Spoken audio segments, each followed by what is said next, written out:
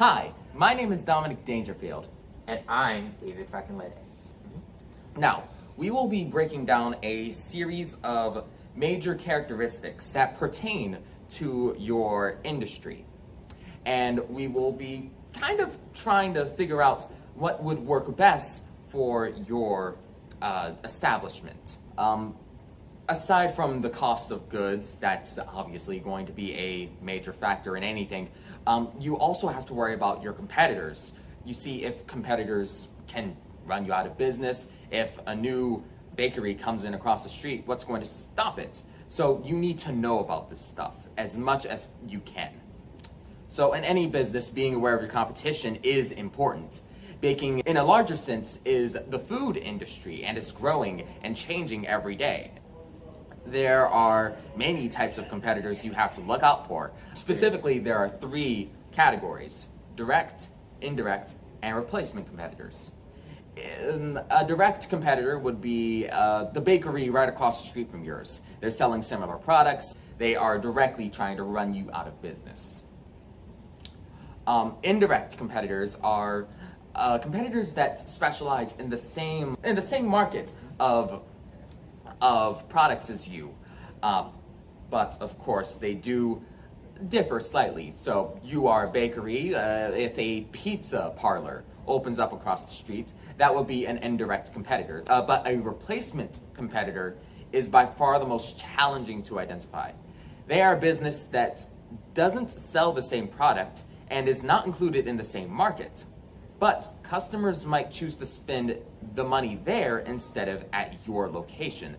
An example of this would be your local supermarket.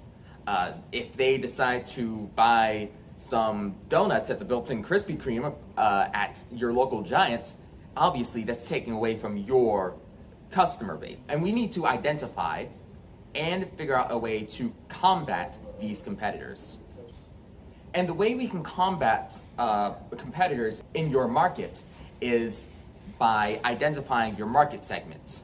And any business needs a market segment. Market segments are a group of people that are lumped with one another based on the demographic or characteristics in a set population. Dividing people into groups like age, gender, social status, income, personal beliefs, and so on allows you, the bakery, to accurately identify what type of customers would be interested in what you're selling. There are many types of market segments, but the four main categories would be demographic, psychographic, behavioral, and geographic segmentation. Now, that last one, geographic segmentation, is slightly less important to you because you are a local bakery. You are not a franchise. You're not across the nation.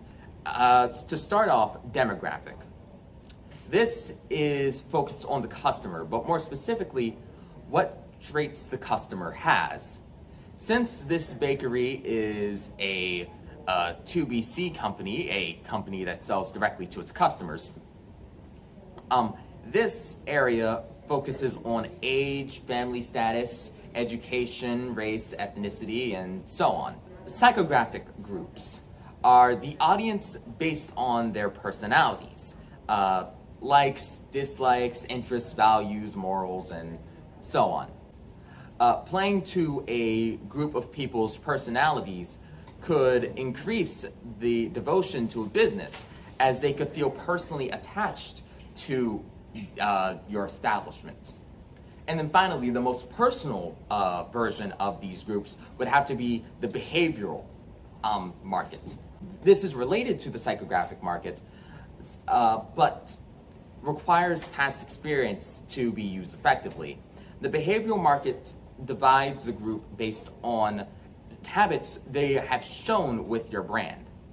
It could be how frequently they buy a certain item, what they rate the experience of your brand, what they bought previously, and so on.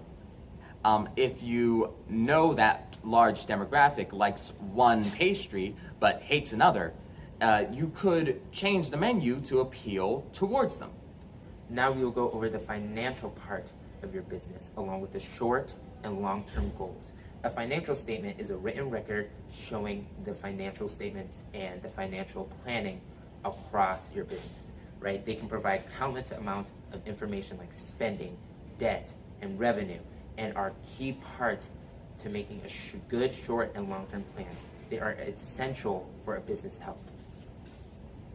A balance sheet is a financial statement that subtracts the business liability from the shareholder equity from its total assets. It focuses on a specific point in time on the asset. Income statements show you the business's revenue, income, and expenses. It shows you whether you're breaking even or not. This is very important because if you're barely breaking even, then you're barely making any money.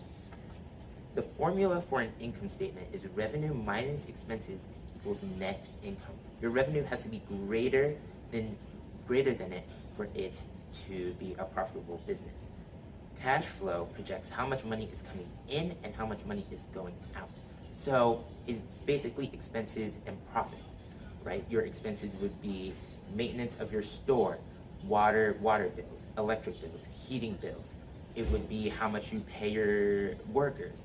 And your profits would be how much you charge for, let's say, a baguette or a donut or a pastry, and how much money you're making from that. Sales receipts are a record given to the customer to verify that you bought something at a certain time. For example, if a customer went in, bought a pastry, and left, you'd have a sales receipt.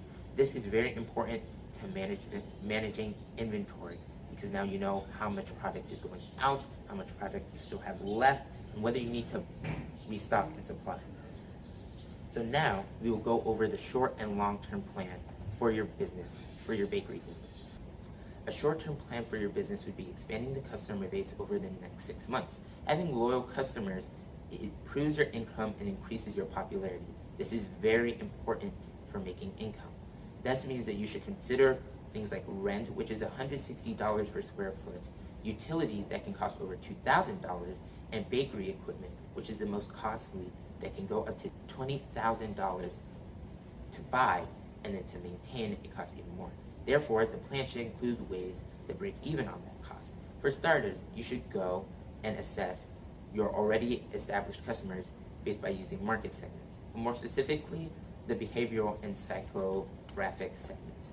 By learning about the past habits and customers, the past habits of your customers, and how frequently they buy a certain item and what type of baked goods they enjoy and they don't enjoy, you can make accurate advertisements that could bring more of those specific customers in. For example, if you have a baguette and all your customers love it, you can make a France-themed advertisement showing off the baguette. That way, you can bring in more customers like that, further increasing your cash flow and making you more popular in the area. Now we'll go to the long-term plan. The long-term plan would span over the course of 2 or more years. It is not something that you can get into immediately or see results in within 6 months to a year like the short-term plan.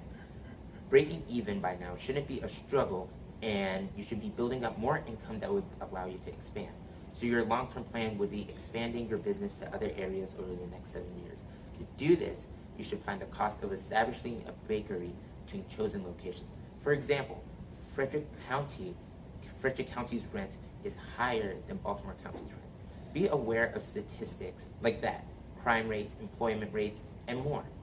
So analyzing your area is really important when considering expanding. Then another important segment that you can use is a geographical segment. By separating people based on where they live and looking at the overall attributes and characteristics of that population, you can make a better decision on where to expand to.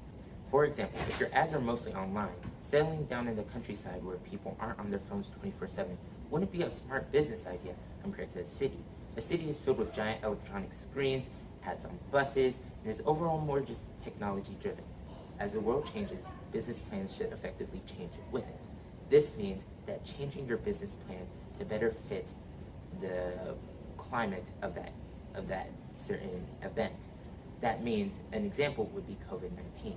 As people started quarantining and staying in their homes, branching out to more online resources like DoorDash and Uber could help you still sell your products without putting your customers at risk. This is a way that events can affect your business. Now let's talk about business ownership structure. Your business ownership structure essentially defines how your business can function. And there are four main structures that you need to consider. There's sole proprietorship, partnership, LLC, and corporation. Due to the fact that this bakery is owned by multiple people, sole proprietorship isn't really much of a consideration. It's immediately tossed out the window. And due to the fact that you are a small business, corporation wouldn't really be suitable for you at this current moment. And I like to talk in the present tense. So I'll mainly be going over partnership and LLC. Partnerships are when two or more people own a business, and your bakery would be a partnership, as it is owned by multiple people. The business structure does have the most liability, as the reputation and stability of each owner affects how the business will do. For example, if one owner gets bad publicity, it could negatively affect your sales. Things like debts can also be passed down from one owner to the other. The main positive is that everything is shared between a partner. You could bear more expenses because multiple owners. Your partner could have a helpful connection, and they ultimately help lighten the labor it takes to run a store. And then there is LLC. This is a limited ownership structure. This means the opposite of a sole proprietorship. Your personal assets, like your car, home, and savings, and more, won't be at risk if you face lawsuits. The pros are because of your limited liability. If you file for bankruptcy, you will not lose everything. You can also have profits go through your personal income without paying corporate taxes. The cons is that LLCs are not permanent and have to be broken down and reestablished in some areas. You would also have to pay taxes towards the medical and social security as well. Now that we've gone over everything we have to say, I hope the information we have presented will be found useful. We've given short and long-term goals along with key business operation strategies to help your business grow. We hope you call us for consulting in the future, and we wish your business the best. Have a nice rest of your day.